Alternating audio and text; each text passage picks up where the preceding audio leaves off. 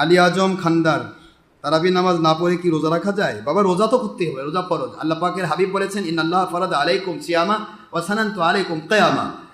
আল্লাহ পাক রব্বুল আলামিন আপনাদের জন্য ফরজ করেছেন রোজা, আর আমি আখিরি নবী আপনাদের জন্য সুন্নত করেছি তারাবি। সুবহানাল্লাহ।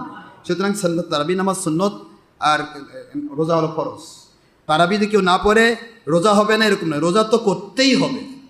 তারাবি না করলে আলাদা কবিরা গুনাহ হবে। আমার কথা কি বুঝছেন? তারাবি না করলে কি হবে? আলাদা কবিরা গুনাহ হবে।